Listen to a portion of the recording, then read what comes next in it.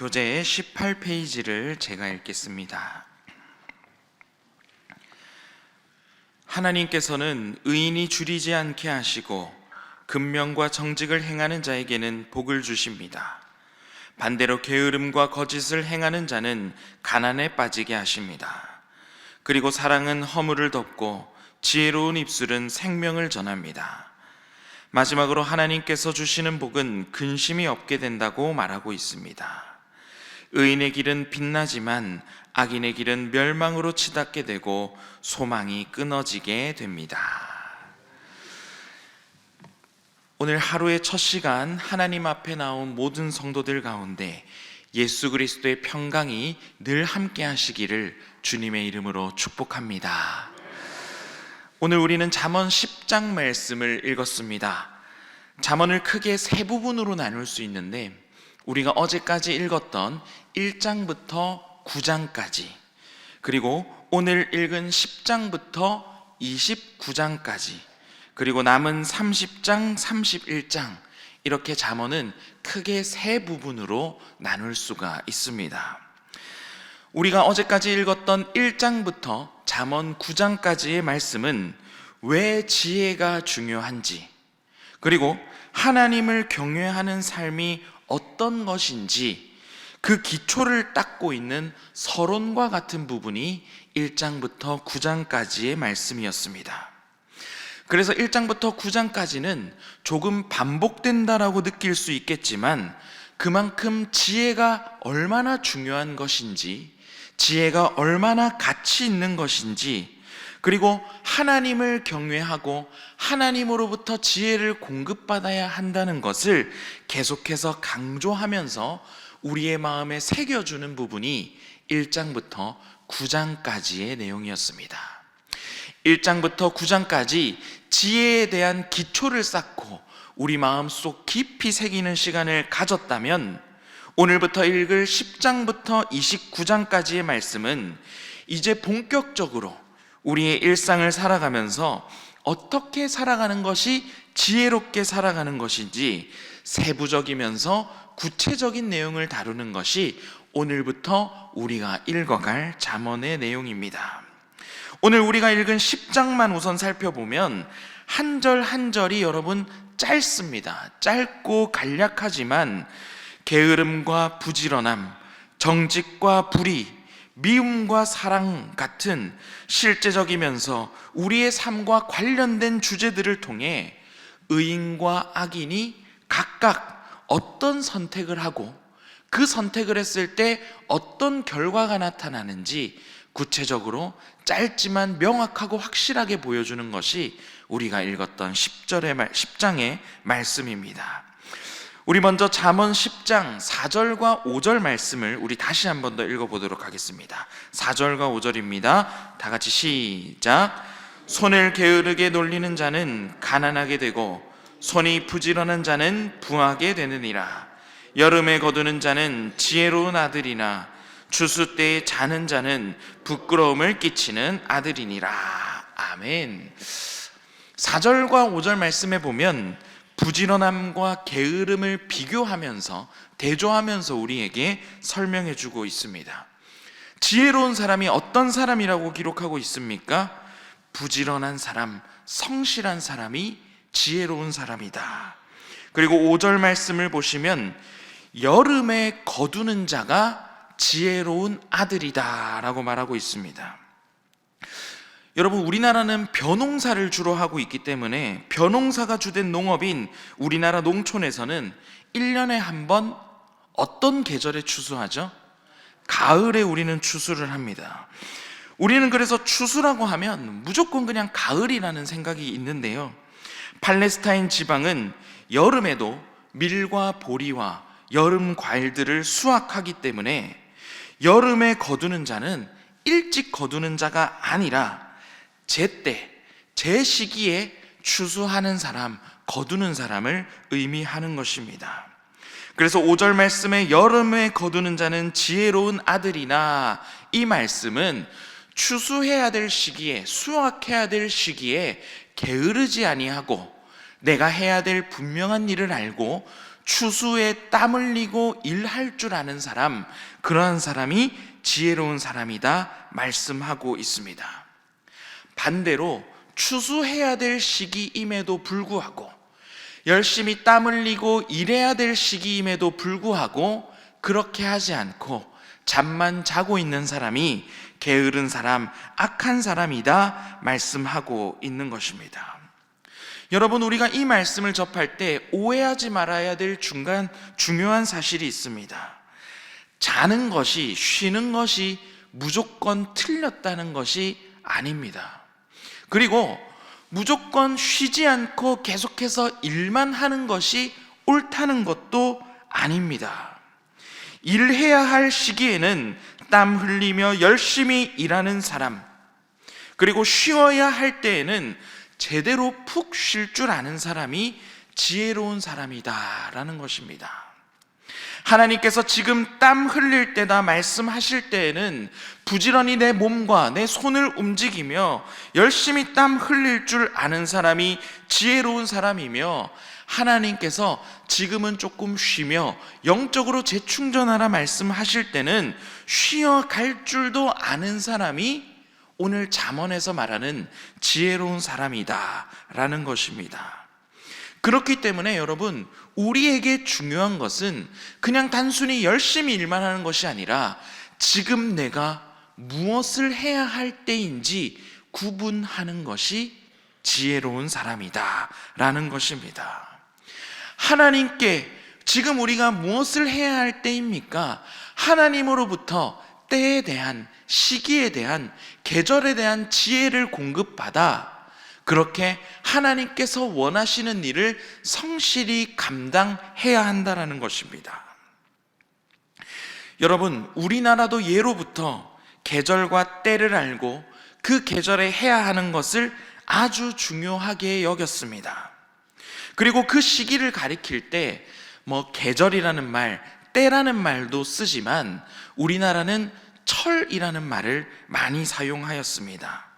봄철, 여름철, 가을철, 그리고 수확해야 될 때를 수확철이라는 말을 우리나라는 많이 사용합니다. 우리말인 그 철은요, 여러분, 단순히 시기와 때만을 가리키는 것이 아니라 그 시기에 해야 할 일까지 포함하는 단어가 바로 철이라는 단어인 것입니다. 봄철에는 여러분 무슨 일을 해야 되죠? 씨를 뿌리고 심는 일을 해야 합니다. 그러면 여러분, 가을철에는 무슨 일을 해야 합니까? 수확하고 거두는 일을 해야 하는 것입니다. 그래서 예로부터 우리나라도, 전통 우리나라 사회도 지금 무엇을 해야 하는 계절인지, 어떤 철인지 아는 것을 매우 중요하게 여겼다는 것입니다.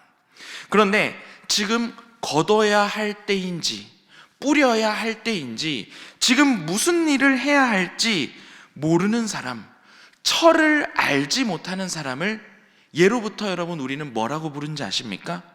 철을 모르는 사람이라고 철부지라고 부릅니다. 여러분, 철부지는 다른 것이 아니라 철을 알지 못하는 사람, 내가 쉬어야 할 때, 놀아야 할 때, 그리고 열심히 일해야 할 때를 구분하지 못하고 일할 때 쉬는 사람, 쉬어야 할 때 일하는 사람을 철부지라 부른다는 것입니다. 다시 말씀으로 돌아가서 여러분, 지금이 어떤 때인지, 무엇을 해야 하는 시기인지 잘 아는 것, 그래서 그 시기에 맞는 일을 하는 사람이 지혜로운 사람이다 하나님께서는 말씀하고 있습니다. 남들이 다 하니까 따라서 하는 것이 아니라 우리는 매 순간마다 하나님, 지금 저에게 허락한 계절, 저에게 허락한 시기가 무엇을 해야 할 때입니까? 하나님 앞에 물을 줄 알고 하나님 기뻐하시는 일을 성실하게 감당해야 하는 것입니다. 우리의 삶 가운데 때로는 가정을 위하여 눈물로 기도할 때가 있습니다. 교회를 위하여 힘써 금식하며 기도해야 될 때도 있습니다. 나라와 민족을 위하여 엎드려 하나님 앞에 부르짖을 때도 있습니다. 그리고 맡겨진 사명을 붙들고 성실하게 땀 흘리며 일해야 할 때도 있습니다.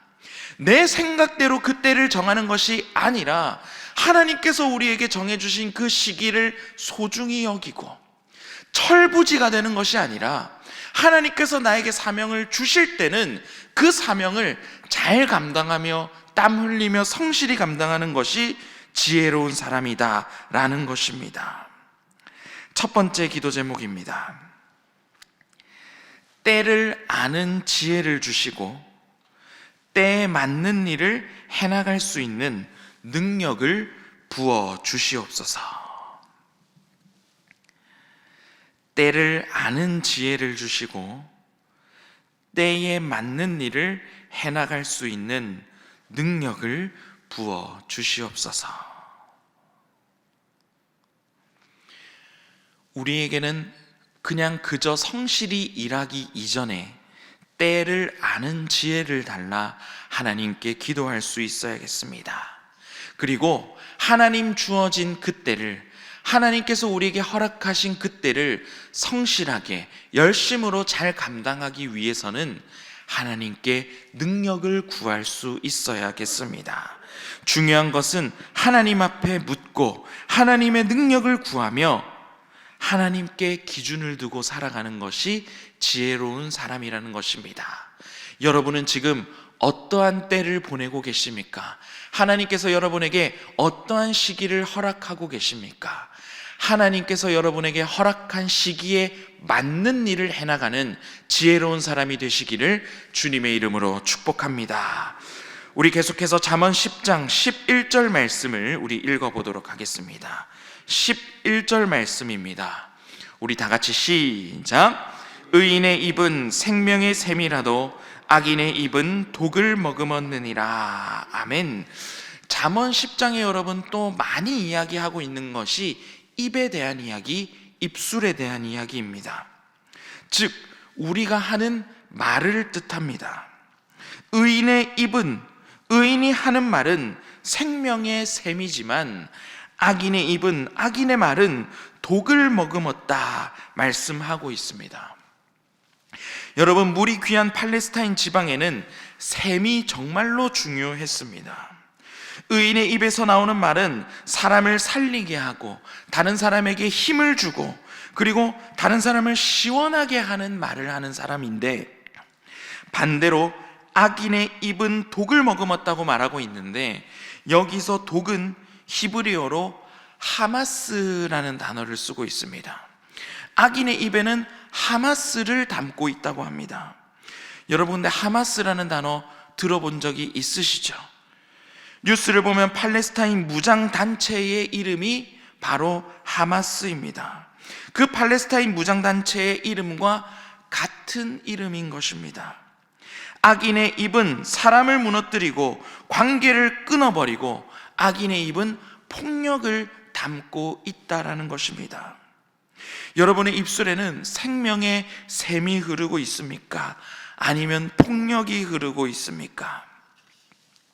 우리의 입술 또한 하나님께서 지혜를 부어 주셔야, 하나님께서 우리의 삶 가운데 지혜를 주셔야 우리의 입술로부터, 우리의 입으로부터 나오는 말이 생명의 샘이 흘러나오는 말, 다른 사람에게 힘을 주고 생명을 전하는 말을 우리가 할 수 있다는 것입니다. 계속해서 잠언 10장 19절 말씀, 우리 19절 말씀도 말에 대한, 입술에 대한 말인데요, 우리 19절 말씀도 함께 읽어보도록 하겠습니다. 다 같이 시작.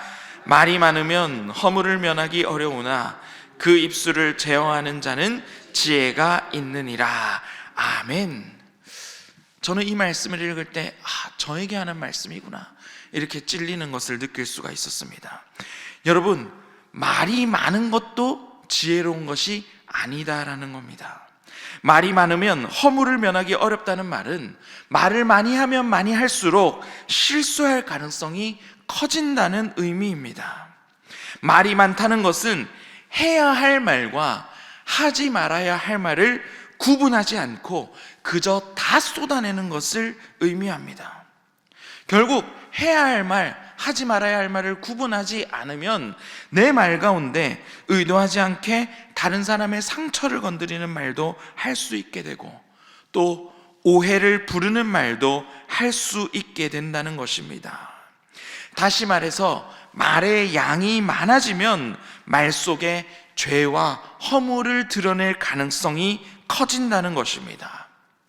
반대로 우리의 입술을 제어할 줄 아는 사람, 하고 싶은 말을 다 하는 것이 아니라 하나님께 받은 지혜로 말미암아 내가 해야 할 말, 그리고 하지 말아야 할 말을 분별하고 절제할 줄 아는 사람이 지혜로운 사람이다라는 것입니다. 성경이 말하는 지혜로운 사람은 화려한 언변으로 말을 많이 하고 다른 사람들을 설득할 줄 아는 사람이 아니라 가려서 말할 줄 아는 사람, 말해야 할 때는 꼭 말을 하지만 말을 하지 말아야 할 때는 절제하고 입을 다물 줄 아는 사람이 지혜로운 사람이다 말씀하고 있습니다.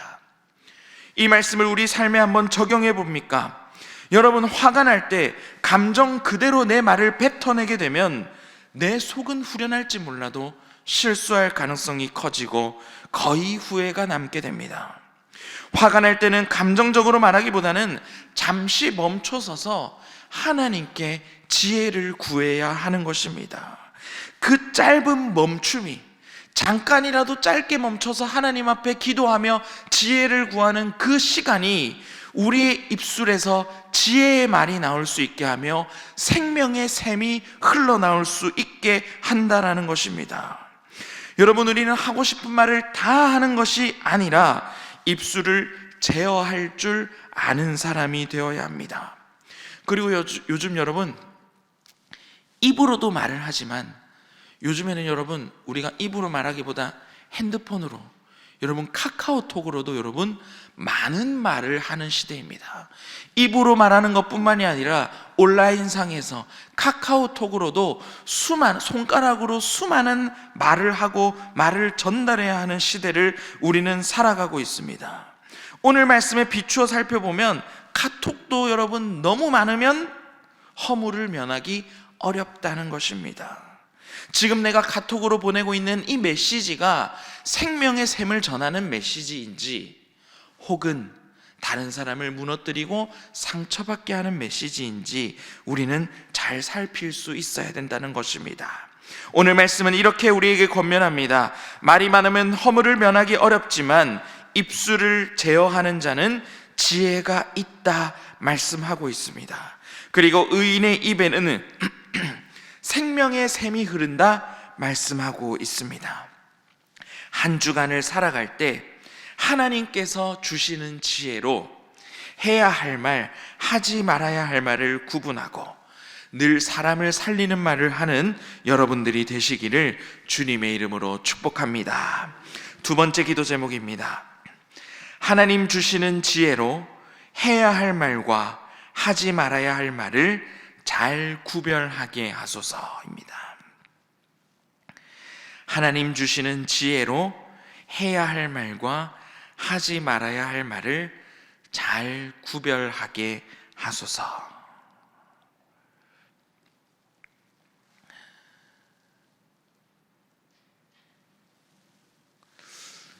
여러분, 결론은 간단합니다. 결론은 하나님께 우리는 지혜를 구해야 하는 것입니다. 내가 지금 무엇을 해야 할 때인지 하나님께 지혜를 구해야 하며, 또 내가 무엇을 해야 할 때인지 분명히 알았다면 그 시기를 성실히 잘 감당할 수 있도록 하나님께 지혜를 구해야 합니다. 말하는 것 또한 마찬가지입니다. 하나님, 제가 해야 할 말, 하지 말아야 할 말을 잘 구별하게 해달라고 하나님께 지혜를 구해야 합니다. 우리의 말하는 것, 우리가 일하는 것, 우리가 쉬는 것까지도 하나님의 지혜 없이는 잘 감당할 수 없다라는 것입니다. 여러분의 삶의 모든 순간, 작은 일들까지도 하나님께 지혜를 구하는 가운데 그 지혜에 힘입어 하나님 기뻐하시는 일을 행해 나가는 신일의 모든 성도들 되시기를 주님의 이름으로 축복합니다. 우리 오늘은 이 두 가지 기도 제목을 놓고 함께 기도하도록 하겠습니다. 첫 번째 기도 제목은 하나님, 우리에게 때를 아는, 시기를 아는, 계절을 아는 지혜를 주시고 때에 맞는, 계절에 맞는 일을 잘 해나갈 수 있는 능력 또한 부어 주시옵소서. 두 번째 기도 제목은 하나님 우리에게 지혜를 주셔서 해야 할 말, 하지 말아야 할 말을 잘 구별하게 하시고 이번 남은 한 주간을 살아갈 때 우리의 입술을 통하여 폭력이 나가는 것이 아니라 생명의 샘을 흘려보낼 수 있는 우리의 입술이 되게 인도하여 주시옵소서. 그리고 또 성목회 출타 중이신 우리 배요한 위임 목사님을 위해서 우리 이 모든 기도 제목을 놓고 우리 시간 함께 기도하도록 하겠습니다. 주여 믿습니다. 주여 믿습니다. 주여 믿습니다.